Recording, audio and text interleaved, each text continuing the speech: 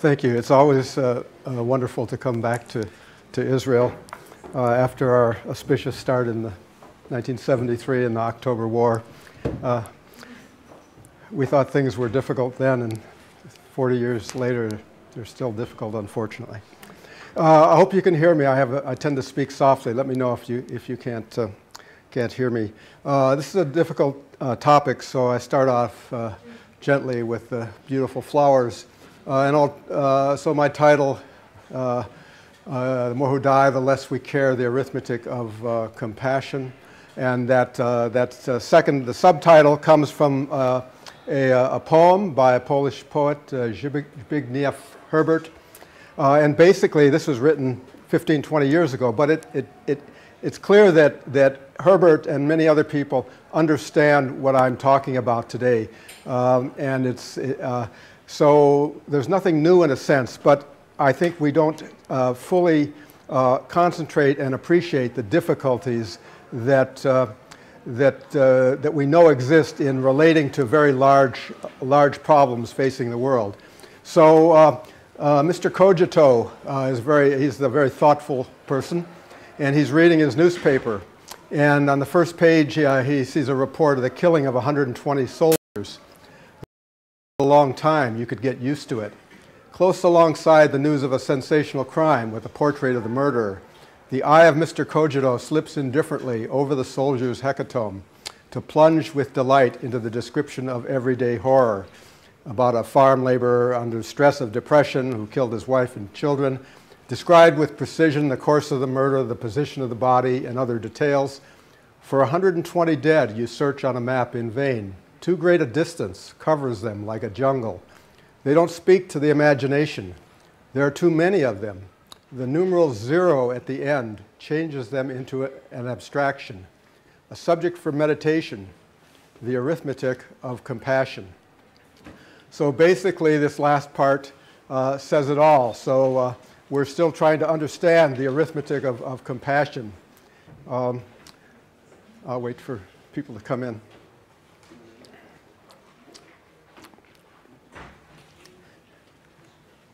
So this presentation is about mass murder and genocide. It's also about the processing of numbers, feelings and emotions, the failure of moral intuition based on feelings to adequately deal with problems of large scale in environment, poverty, disease, and natural disasters. And beyond feelings, the need to create laws and institutions that will enforce proper response to genocide and other forms of mass murder and other large-scale problems facing humanity. So it's a lot to cover. I'll go rather quickly in the interest of time, but I hope it'll be clear. Mother Teresa famously said, "If I look at the mass, I'll never act. If I look at one, I will." This reflects a powerful and deeply unsettling insight into human nature.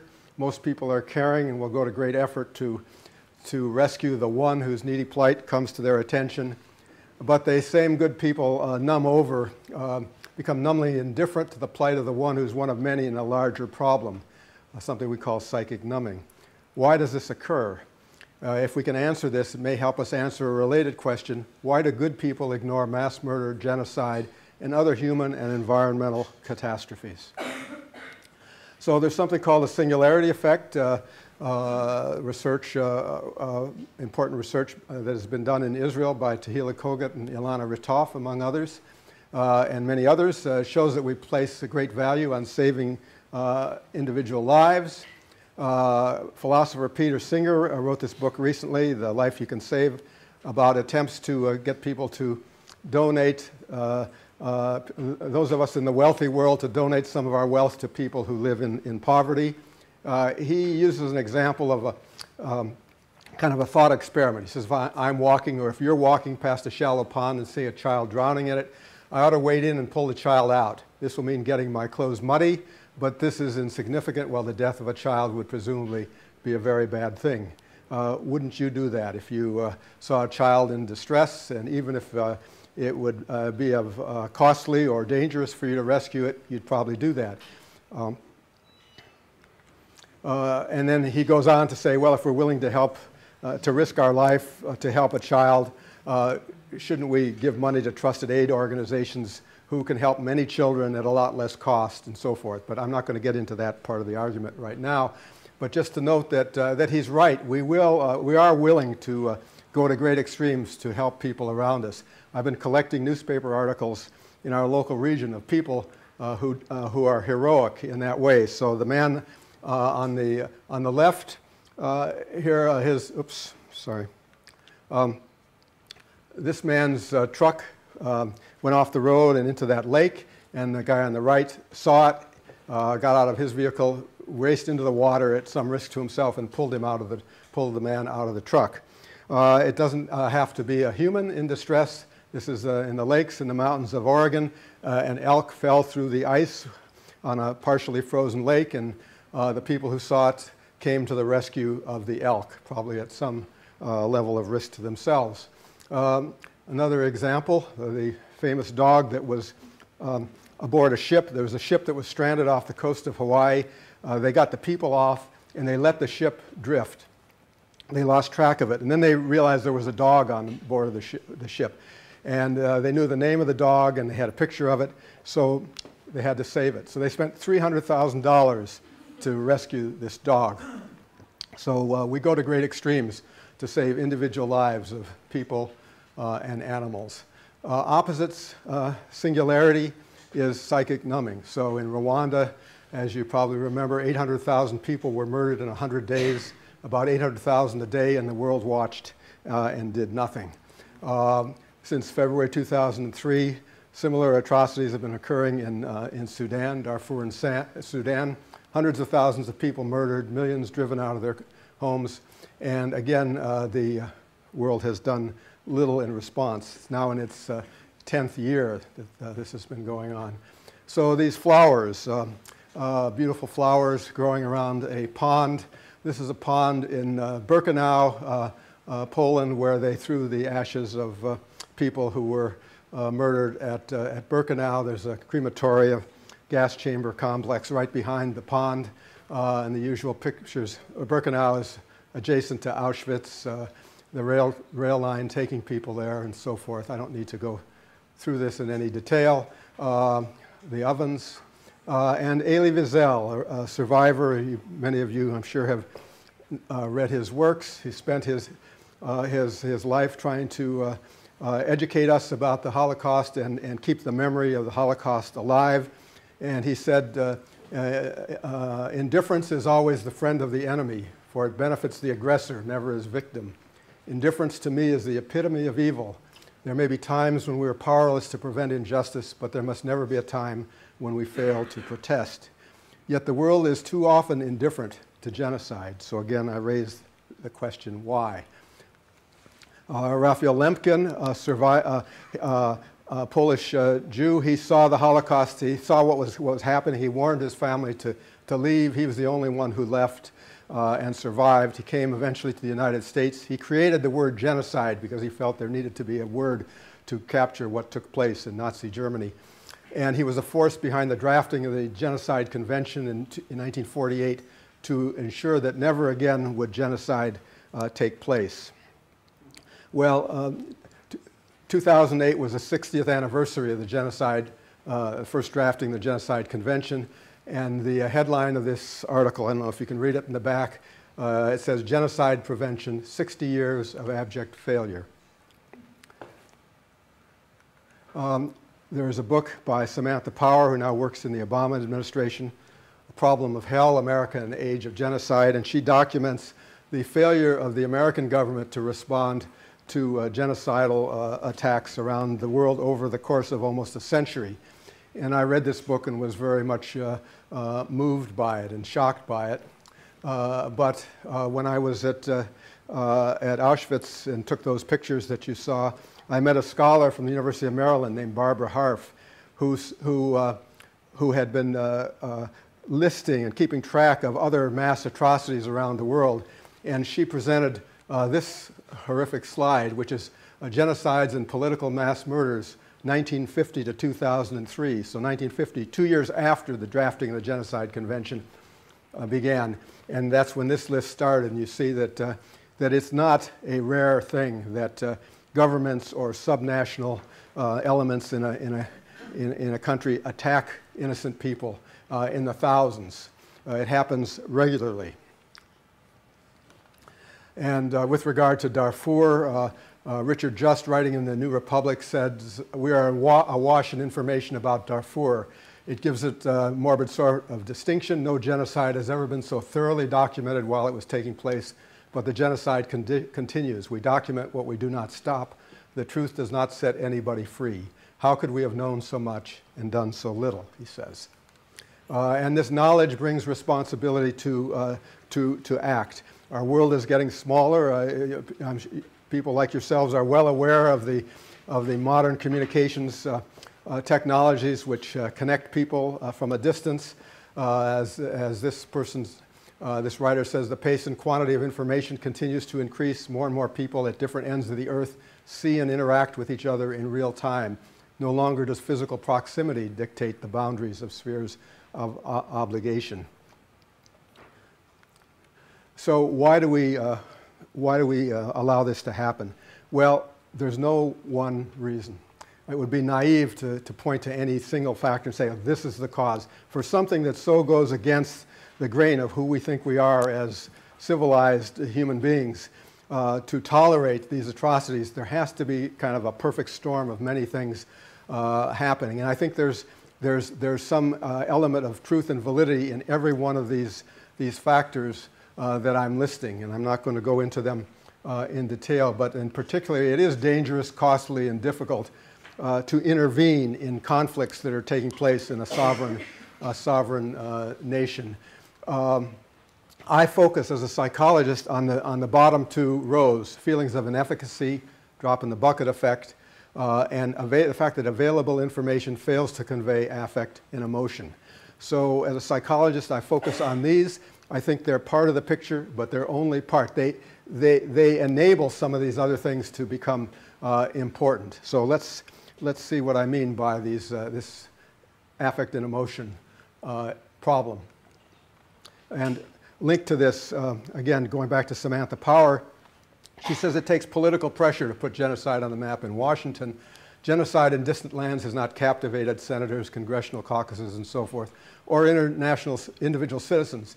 The battle to stop genocide has been repeatedly lost in the realm of domestic politics, and no U.S. president has ever made genocide prevention a priority, and no president has ever suffered politically for his indifference to its occurrence. It's thus no coincidence that genocide rages on.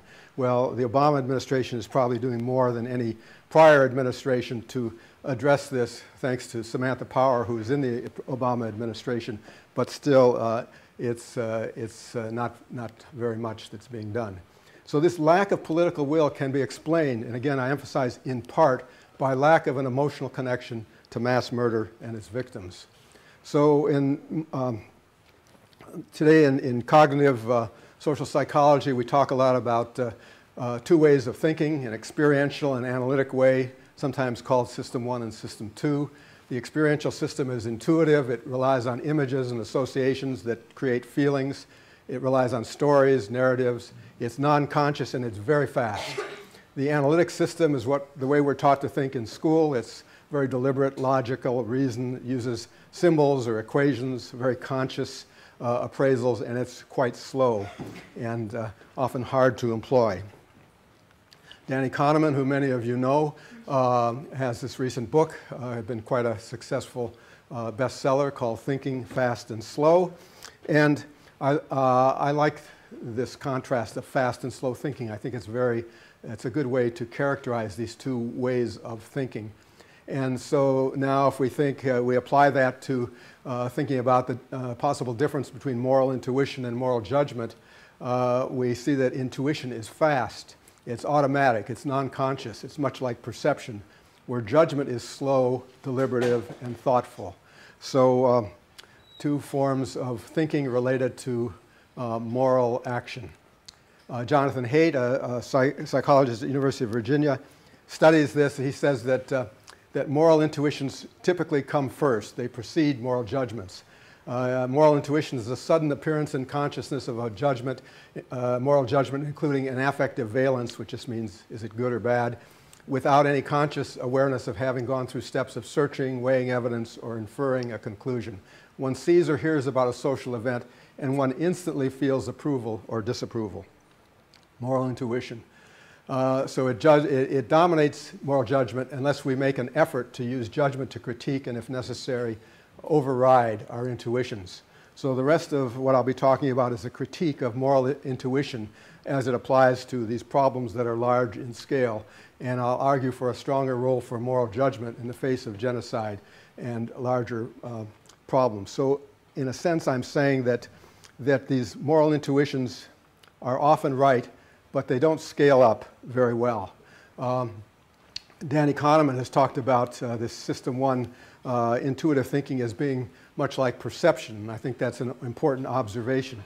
So think about visual perception. It's a our visual system is accurate and rational. We couldn't navigate in the world if we couldn't trust the impressions that we're getting from our visual senses. But perception, visual perception is subject to powerful systematic biases as illustrated by judgmental illusions that many of you have seen. So here's one illusion. If you are like most of us, you'll see this figure as larger than this figure. Does that match with your perceptions? What if I told you that they were all the same height? How could I prove that? Well, I could take a standard ruler and put it by each of these, and you'll see that there's no difference. This is 1.25 inches on the paper that this was drawn on, the length, and you see that each figure is the same height. Here's another illusion called the checkerboard illusion. The square A looks darker than square B. What if I told you they were exactly the same shade? Hard to believe. Something in the scene is deceiving the eye. How could I prove that? Well, there's a couple of ways. I asked my secretary, who has much better skills than I do with computers, to digitally lift this square up off the checkerboard and move it over to A. And she did that, and you'll see that as it moves to A, it becomes darker, just like A, even though it wasn't changed in any way other than to move it. Another way to look at this is to superimpose two uniform bars of gray on the image, and you see that there's no differential here. Even though A looks darker than B, you don't see any differential lines. Anyway, the eye is fooled by this illusion. But no one dies from the checkerboard illusion. It's pretty innocuous. But sometimes illusions, perceptual illusions, have proven deadly, and when they are, we fix them. We don't tolerate deadly illusions. For example, this article describes a problem that occurred a while back when pilots were making a lot of visual approaches, visual landing approaches. The array of lights on the landing strip was leading the pilot to think that the runway extended out to here, and they started to land here when there was no runway. Not a good situation. Well, as this article shows, they figured out how to reconfigure the lights that would prevent this deadly illusion from taking place. So our moral intuitions, I would argue, like our visual perceptions, are sophisticated, accurate, and sometimes very biased. Our moral intuitions fail us in the face of genocide and other mass human and environmental crises where scale is great and direct emotion-creating experiences are lacking. And that's a problem I would say that we need to try to fix. So let's look at this in more detail with regard to the valuation of human life. How should we value human lives? One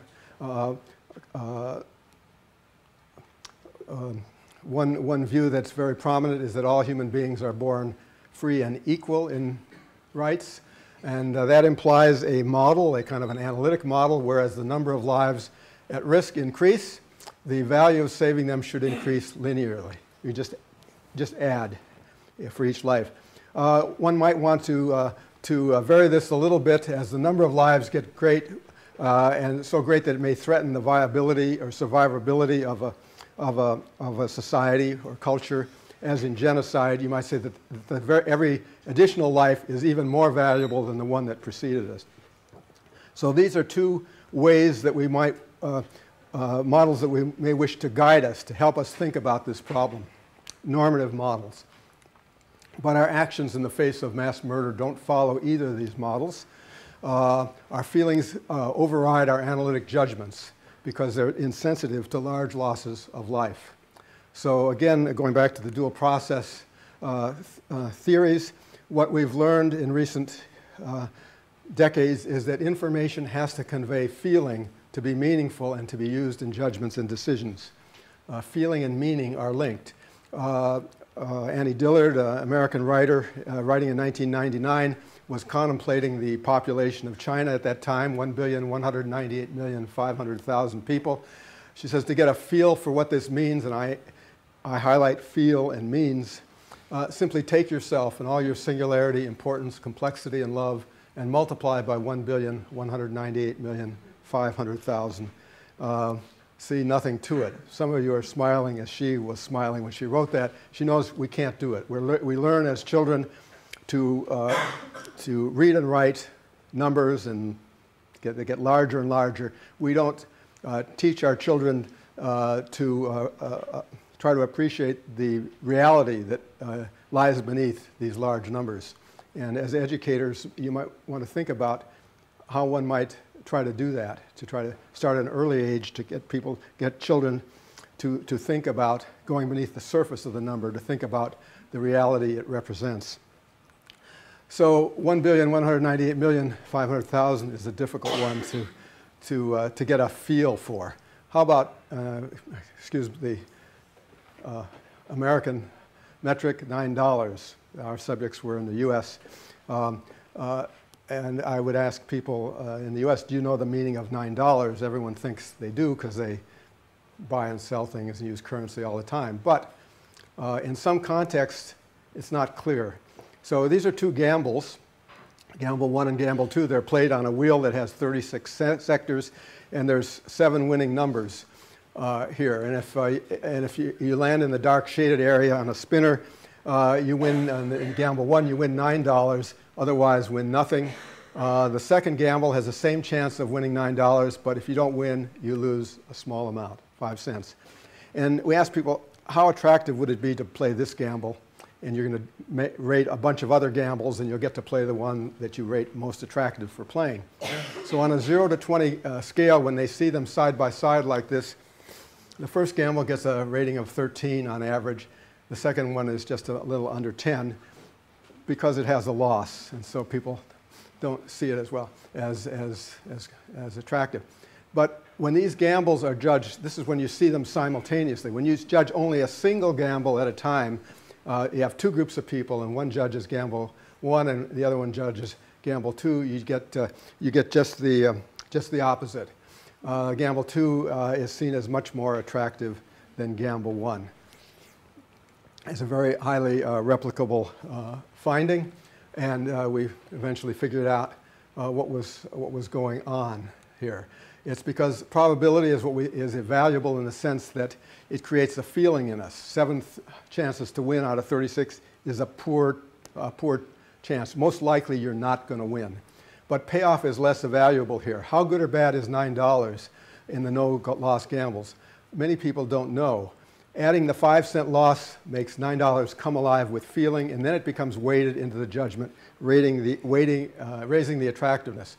You can ask people to rate the attractiveness of the $9 payoff, the feeling they get from the $9 payoff, in the context where the alternative payoff is 0. $9, the dominant response is neutral feeling. When $9 is paired with a 5-cent loss, many more very positive ratings of it. So it comes alive with feeling, and it's not used when it carries neutral feelings. It doesn't get weighted. This gamble is dominated by the poor probability.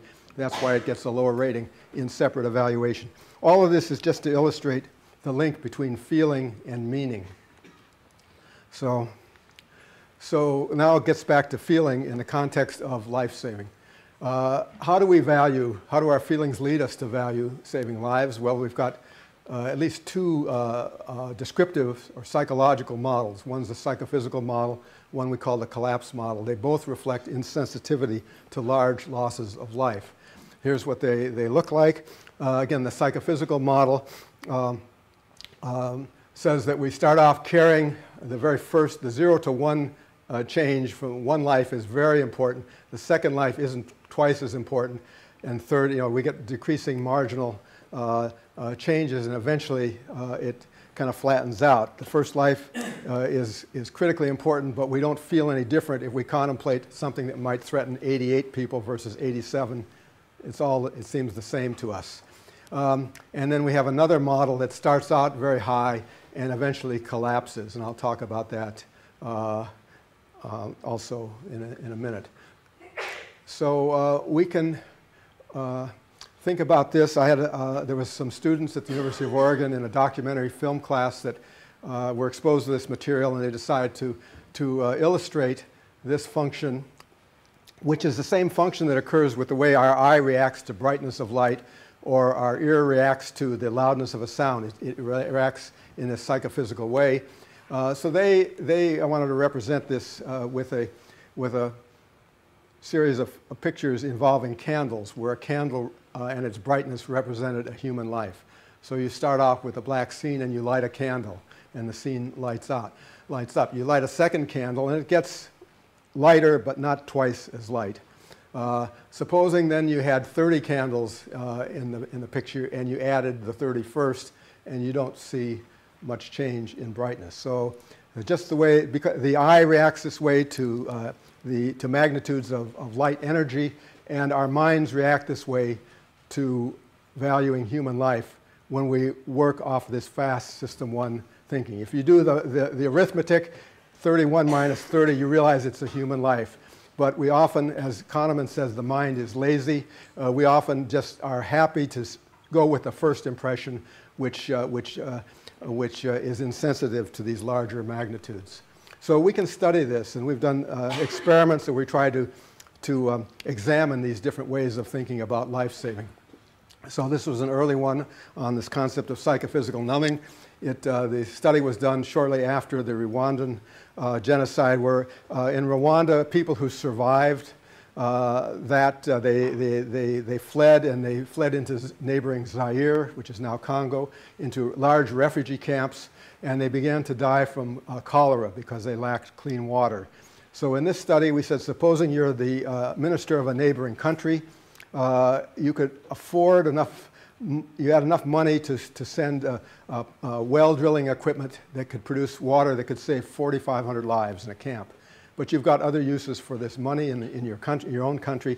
Would you spend the money to produce clean water to save 4,500 lives in a camp? And we varied the number of people in the camp, small or large camp, and we found that people were more willing to send clean water to save 4,500 lives in a camp of 11,000 than to send the water to save 4,500 lives in a camp of 250,000. It's the same 4,500 lives, but it represents a proportional thinking rather than thinking the absolute value. And so we see that it fits very much this function. Going from 11,000, kind of cutting it in half, seems like a big change. Going from 250,000 to 245,000 seems perceptually like not much of a benefit. So that's one illustration of many of this psychophysical function. But the problem, and while there's validity, this is really the way we react sometimes, it's not fully adequate to explain why we don't act in these large crises, because the value is still up there. It's still way above zero. Why aren't we acting? This helps explain why when we heard that 200,000 people were murdered in Darfur, and then we heard, oh no, it's 400,000, we didn't feel any differently because we're up there on the flat part of the curve. It doesn't explain why we're not doing anything, though. So here we have to now think about this other way of modeling, the collapse model. Our capacity to feel good or bad is limited, and the lack of feeling leads to inaction as large losses of life occur in episodes of mass murder or genocide. So let's look at this a little more carefully about numbness and numbers. Conveying only the statistics of mass murder or genocide, no matter how large the numbers fails to convey the true meaning of these atrocities. The numbers represent dry statistics that provoke shallow, transient feelings that fail to motivate action. Well, Mr. Cogito certainly knew that a long time before we did. Famous quote attributed to Stalin, may not have been said by him, but it's I think true in itself. One man's death is a tragedy, a million deaths is a statistic. Statistics are human beings with the tears dried off. How might we put the tears back on? Well, there's a number of ways that we can that we attempt to do this through images, narratives, personalized stories and faces. Certainly if you read Elie Wiesel's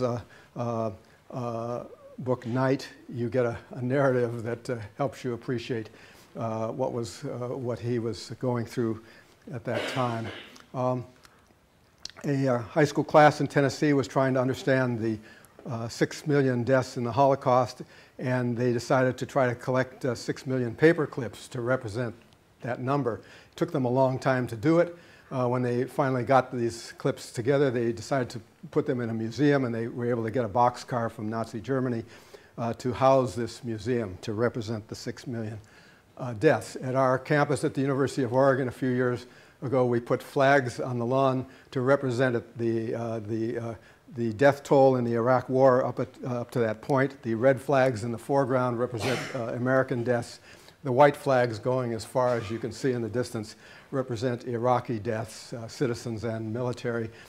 This was quite startling to you would see people walking through the campus and just stop and stare. So it's an attempt to go beneath the surface of the numbers to help people appreciate the meaning of the statistics. Some charities recognize that if you focus on one child saving, that you can donate to one child who becomes your child and you have a relationship, that motivates donations. And the face doesn't even have to be human. As I mentioned earlier, in the UK a few years ago, there was an epidemic of hoof and mouth disease. They slaughtered millions of cattle and they finally eradicated the disease. There was no more cases, but they still kept killing animals just to be sure. And there was, and they didn't have a stopping rule. Well, this cute calf, the picture of it being dragged to slaughter seemed to be the tipping point that finally ended those killings. This is the $300,000 dog that I mentioned. When Nicholas Kristof, the American columnist for the New York Times, read about the dog in one of my papers, he wrote a column called Save the Darfur Puppy. He said if only there was a cute puppy in distress in Darfur, maybe we would go in there and try to help him, help the puppy. The fact that there are millions of people in danger there doesn't seem to motivate us.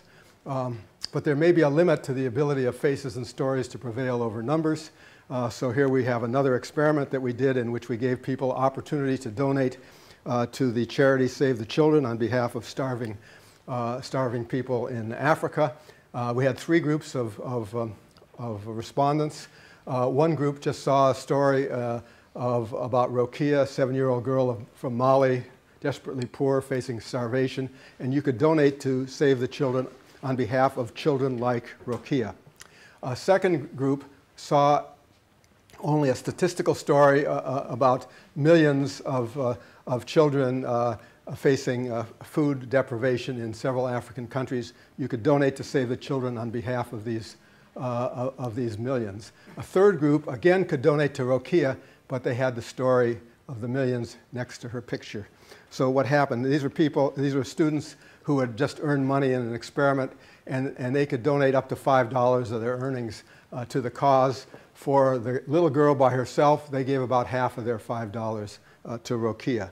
When they saw the statistics, millions, this is a second group, they donated about half as much as the other group had given to Rokia. Clearly, Rokia was more motivating. So now the third group, what's interesting is you again could donate to Rokia, but you had the numbers next to her, the big picture. So does the big picture motivate or demotivate people? And the answer is it demotivated people. This is not statistically significantly different from this. So it went from 238 to 143. Again, in both cases, it's Rokia, but with and without the big picture right next to her. So why might this happen? Well, maybe The numbers distracted attention from Rokia, and you need attention to drive feeling, to motivate action, or maybe the bad feelings created by the thought of many who aren't being helped, demotivated, and that may have been a factor in the Rwanda study as well. When you have the larger camp, there's more people you're not helping, and it doesn't feel as good to help the 4,500 people when you realize that there are tens of thousands you're not helping. But it's not just large numbers that interfere with feelings. The research shows we attend less carefully to groups of people and respond than we do to individuals, and we generate less sympathy and we donate less. And important work on this topic comes out of Israel by Tehila Kogut and Ilana Ritov in this identified victim effect, or the singularity effect. They had asked people to donate to children being treated for cancer. In one condition, they showed these 8 children, people were told that these 8 children needed the equivalent of 300,000 American dollars for treatment. Would you donate towards this cause? Then they had other groups that saw just individual children drawn from the picture, and they said that this child needs $300,000. Would you donate? So same amount of money, but either as for the group or the individual, and the results were very clear. People gave more money, much more money, to the single child than to the 8. Going back to American literature, Annie Dillard, the writer, was contemplating large disasters in the world and talking about compassion fatigue. And she asked, at what number do other individuals blur for me? Well, we may have an answer to that question because we keyed off of the Kogut and Ritov study. We brought Rokia back into the picture. We gave her a companion, Musa, also a young boy from Mali, starving. And we had 3 groups of people. One could donate to Rokia, one could donate to Musa, a third could donate, but the money would go to Rokia and Musa together. And what we found, this was done by a colleague in Sweden, that the donations were about the same for the individual children, and they dropped slightly but statistically reliably to the 2. Feelings of sympathy also mirrored the same pattern with the donations. So perhaps the answer to Annie Dillard's question is that individuals begin to blur and compassion begins to collapse at n equals 2. Not that it's gone, but it starts to crack at n equals 2. And you think about empathy relating to another person. We often say, well, to understand empathy, put yourself in that person's shoes, and you'll know how they think and feel, and you can relate to them. But what if there are 2 people? This image tends to break down. I happened upon an exhibit of Cuban art that sort of hit the mark on this. A Cuban sculpture was showing how difficult it may be to put yourself in the shoes of 2 people. He did a sculpture called Matrimony, which is about 2 people in a marriage trying to relate to each other. And so he built a shoe for the 2 people to relate, and it's a very awkward-looking device. And I think the mind faces the same challenge in trying to lock onto and attend to and appreciate 2 people simultaneously. Not that you can't do it. I mean, you can do it, but it's not quite as easy as when you have a single person. Single person, you try to get a sense, what kind of person is this? Are they like me? Would I like this person? 2 people, it's not quite as easy. And for 200,000, it's basically impossible. So if we start to lose it at n equals 2, no wonder we don't respond at n equal 400,000. And that's this collapse. And we're doing a lot of research trying to show this collapsing in other ways, taking physiological responses and so forth to look at this.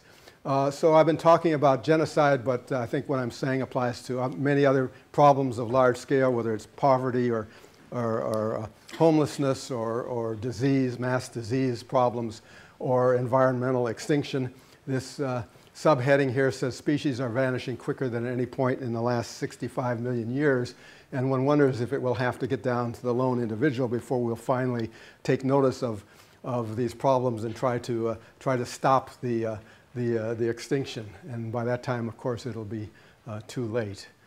So, okay, I think I'm going to draw this to an end. I mean, we can.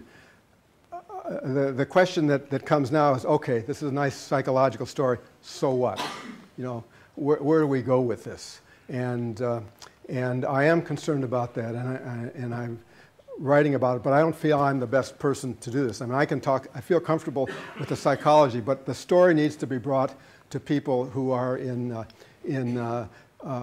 law and political science and government, human rights, to face the implications of a